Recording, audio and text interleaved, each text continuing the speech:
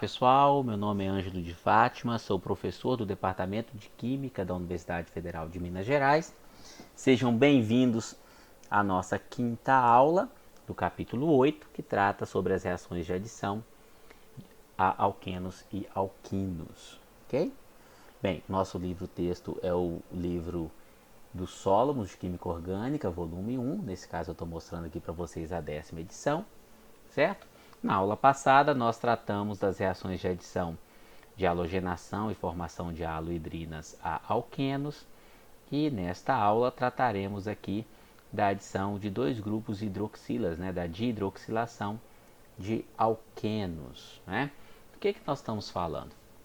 Nós estamos falando disso aqui, da conversão de um alqueno a um diol vicinal. Cada grupo hidroxila aqui está ligado a um carbono que está vizinho ao outro, Então é um diol vicinal, ok?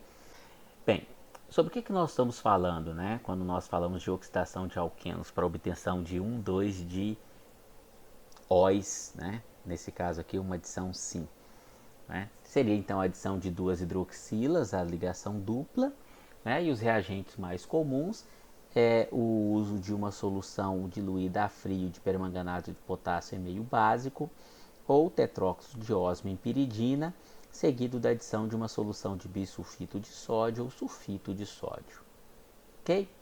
Então aqui as duas condições de reação destacadas, aqui em vermelho o uso de permanganato de potássio diluído em meio básico a frio, você passa por esse intermediário cíclico, o íon hidróxido, a função dele é justamente promover a clivagem, desse intermediário cíclico, levando à formação aqui do seu diol vicinal.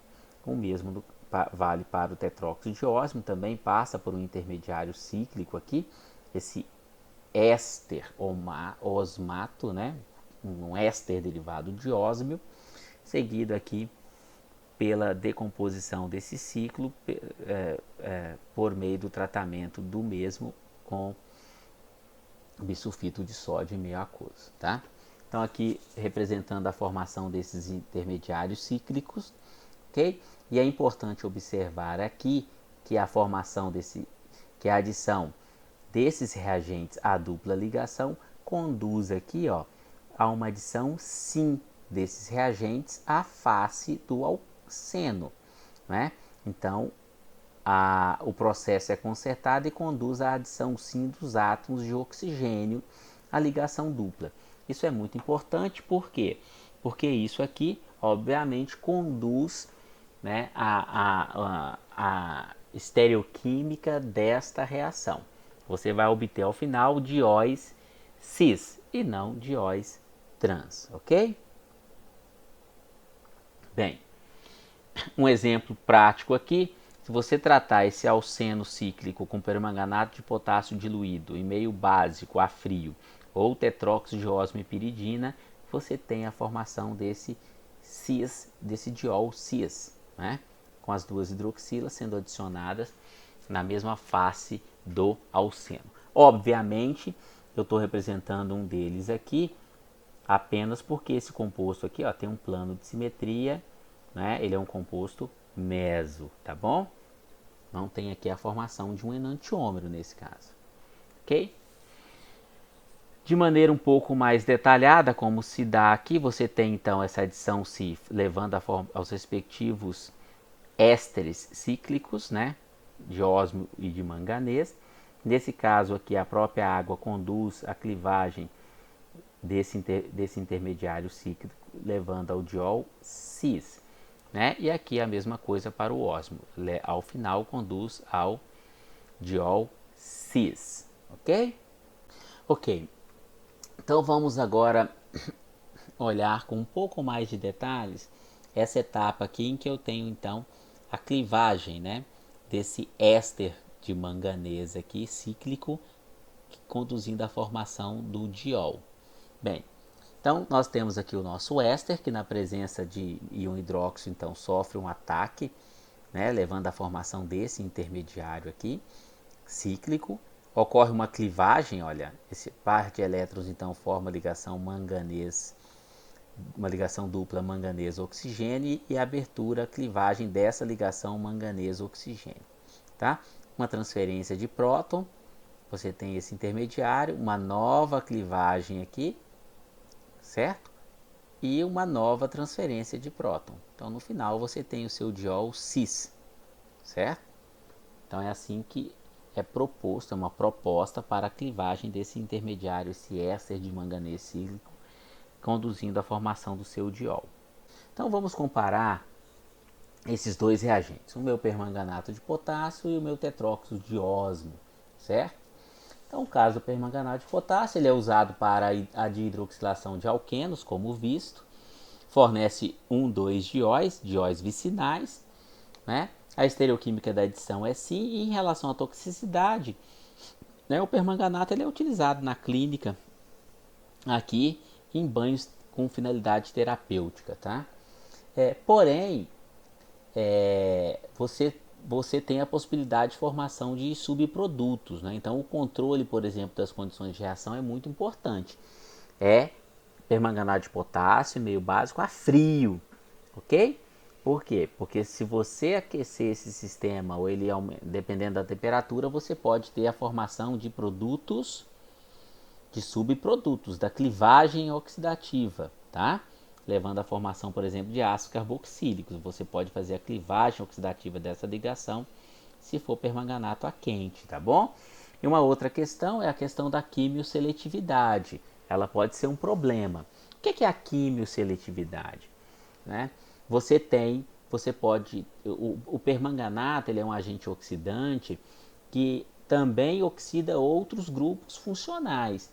Então, na presença de outros grupos funcionais, você pode ter reações nesses outros grupos e não única e exclusivamente no alqueno, né, na dupla ligação. Então, você pode ter esse problema de quimioseletividade, em que a reação vai ocorrer em mais de um grupo um grupo funcional presente na molécula, tá bom? O tetróxido de ósmio também é utilizado para dihidroxilação de alquenos, né? Sempre fornece 2 dióis, os dióis vicinais. A estereoquímica também a adição é sim, e ele é extremamente tóxico, tá? Então, tem que tomar muito cuidado ao manusear esse tipo de substância. Ele usualmente conduz a rendimentos melhores do que os observados para permanganato de potássio, né? Então, assim, do ponto de vista sintético, ele é um reagente muito útil para a formação desses dióis, tá? Mas um outro aspecto negativo aqui é o preço, ele é muito caro, um reagente muito caro, né? Então, quando você tem, por exemplo, a clivagem do éster osmato, né, você tem o diol e você passa a ter aqui, ó, ter o ósmio mais 6. No tetróxido de ósmio ele tinha um número de oxidação mais 8 e mais 6, ou seja, ele perde o seu poder de oxidação, certo? Como é que a gente pode resolver isso? Nós podemos resolver isso, ou seja, nós podemos continuar utilizando um reagente muito caro, desde que nós utilizemos o que? Co-oxidantes. Nesse caso aqui, o N-óxido de N-metilmorfolina ou hidroperóxido de térquico-butila, que são oxidantes muito mais baratos. Então, o que acontece aqui? Eu uso o meu tetróxido de ósmio em quantidades subestequiométricas, ou seja, se eu tiver 1 mol fazendo uma reação com 1 mol desse alqueno, eu não preciso usar 1 mol do tetróxido de ósmio. Eu posso usar 10 mol por cento, por exemplo, desde que eu utilize o meu co-oxidante. Esse co-oxidante vai oxidar o ósmio mais 6 para ósmio mais 8, não é isso? Então, o que acontece aqui? Você tem o seu ósmio mais 6, né? Ou seja, ele era mais 8 no tetróxido de ósmio, passa para mais 6. O seu co-oxidante, então, o que ele faz? Ele oxida o ósmio mais 6 a mais 8, e esse ósmio mais 8, então, pode entrar de novo no ciclo de reação. Então, mesmo utilizando, partindo-se de uma reação em que eu empreguei 10 mol por cento do tetróxido de ósmio, à medida em que o ósmio 6 é formado, ele é regenerado a ósmio 8 e ele pode novamente oxidar um novo equivalente do seu alqueno, tá? Então a questão do preço, existe uma alternativa, o uso de co-oxidantes, tá bom? Bem, o mecanismo da dihidroxilação, sim, de alquenos. O processo é concertado, como dito, e conduz à adição sim dos átomos de oxigênio à ligação dupla, tá bom? Isso é muito importante. Então, para fixar esse conteúdo, eu trago para vocês aqui dois exercícios, na verdade um exercício, né? Em que eu fiz o tratamento desses dois alquenos com tetróxido de ósmio e ele conduziu aqui, ó, a uma mistura de enantiômeros na reação 1 e a esse produto aqui na reação 2. Eu estou até questionando, e o enantiômero, né? No item A eu peço, represente os intermediários ésteres de osmato que conduzem aos produtos formados em cada reação. Por que não se representou o outro enantiômero da reação 2? Né? É ou não é possível a formação desse enantiômero? Dê uma explicação detalhada para a sua resposta, ok? Bem, e a clivagem oxidativa aqui de alquenos? Eu havia mencionado para vocês que quando nós tratamos um alqueno com permanganato de potássio em meio básico a frio, você conduzia a formação de dióis vicinais. Aqui eu estou usando o mesmo reagente e perceba que a quente em meio básico eu não tenho a formação dos dióis vicinais, e sim a um composto aqui que é um dialdeído, né? Então, o que acontece? Forma-se novamente aquele éster de manganês, né? Só que diferentemente dele ser clivado, conduzindo à formação dos dióis, ele está sendo clivado aqui, é uma clivagem oxidativa, mas conduzindo à formação de um dialdeído que é oriundo da clivagem oxidativa desta ligação carbono-carbono. Se vocês se lembram bem, né? A clivagem deste éster cíclico, no caso anterior, não envolveu em momento algum a clivagem dessa ligação carbono-carbono, né? Mas aqui então você tem a formação de um dialdeído, que é intermediário, que segue, né, sendo oxidado pelo permanganato ao correspondente diácido carboxílico. Nesse caso aqui, um diácido carboxílico de 1, 2, 3, 4, 5, 6 carbonos. E é interessante essa síntese mostrada aqui, porque ela é uma síntese aplicada industrialmente, né? Esse diácido carboxílico aqui, esse ácido dicarboxílico, né? Ele é muito utilizado na produção do nylon, que a gente chama nylon 66. O nylon 66, ele é uma amida, né, um polímero de uma amida, formada a partir da reação desse ácido dicarboxílico aqui de 6 carbonos, por isso nylon 6, com uma diamina, percebam onde eu teria aqui um NH2 e um NH2, sem as carbonilas, né? Também com 6 átomos de carbono, por isso que é chamado de nylon 66. Ele é um polímero de uma amida, né? Obtida a partir de um ácido dicarboxílico de 6 carbonos e uma diamina de 6 carbonos. Nylon 66, tá bom? É uma reação muito importante. Só para recordar aqui com vocês o que eu tinha dito anteriormente, que para a formação do diol, você não tem aqui em momento algum, durante a clivagem desse intermediário cíclico, o envolvimento da clivagem desta ligação.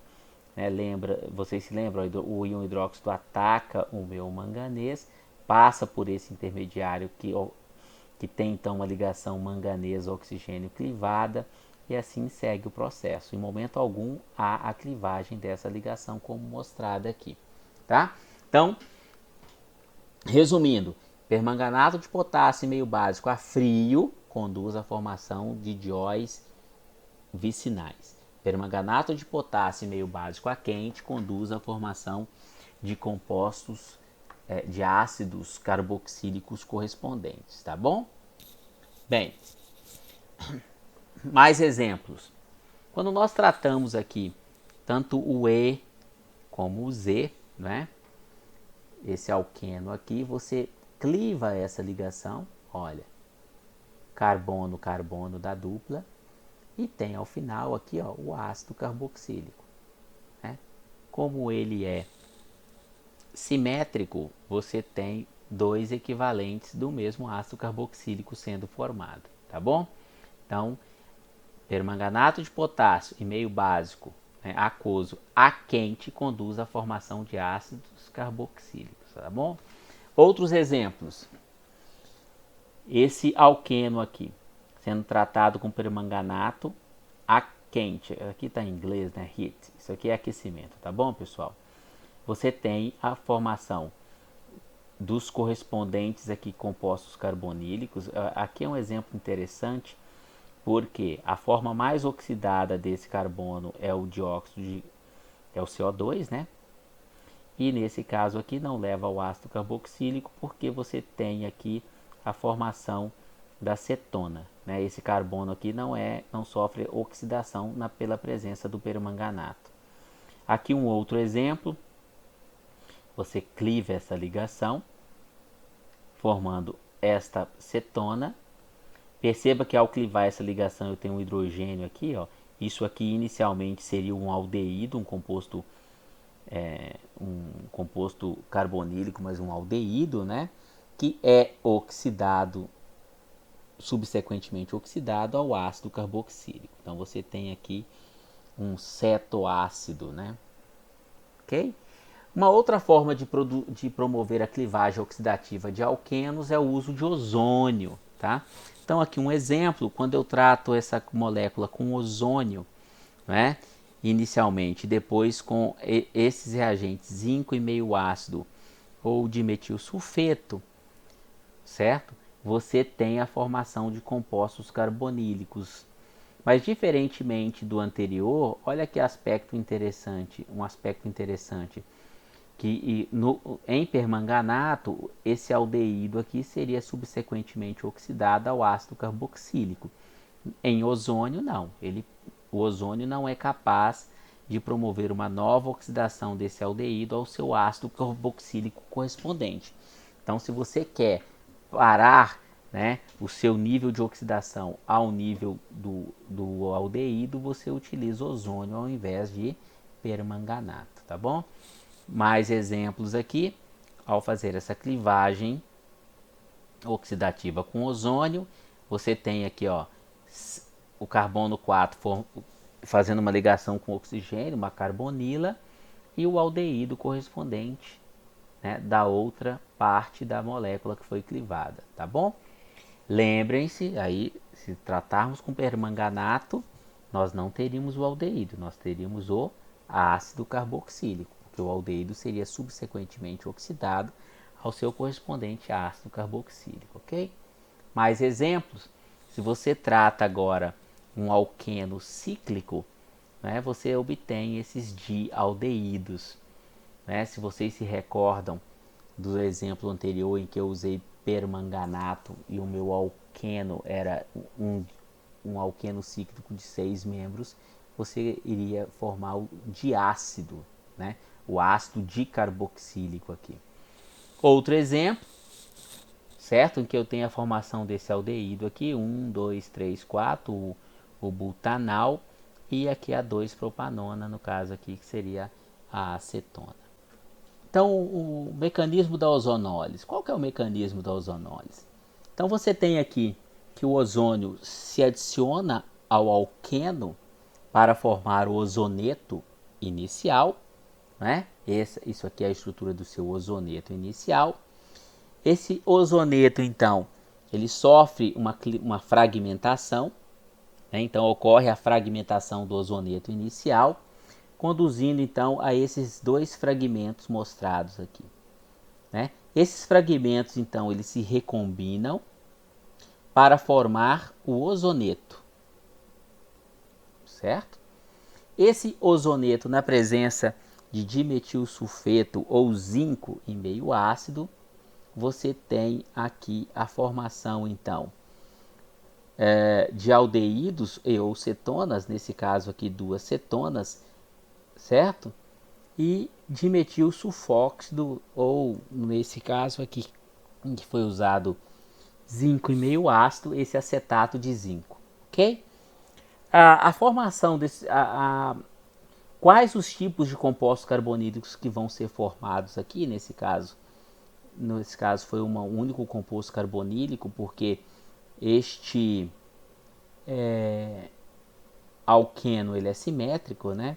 Mas se ele não o fosse, você teria a formação aqui de aldeídos ou cetonas se um desses substituintes aqui, né? Se eu trocar, por exemplo, essa metila por um hidrogênio, você teria a formação do aldeído correspondente, ok?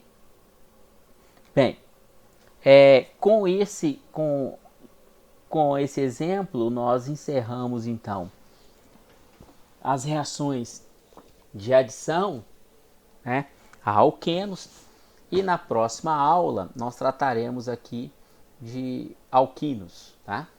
De reações de adição a alquinos.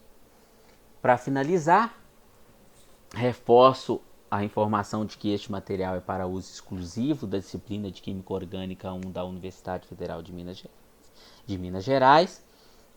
Trata-se de um material didático para as atividades de ensino remoto emergencial da referida universidade, não tem valor comercial e não deve ser disponibilizado para uso além do propósito de sua elaboração.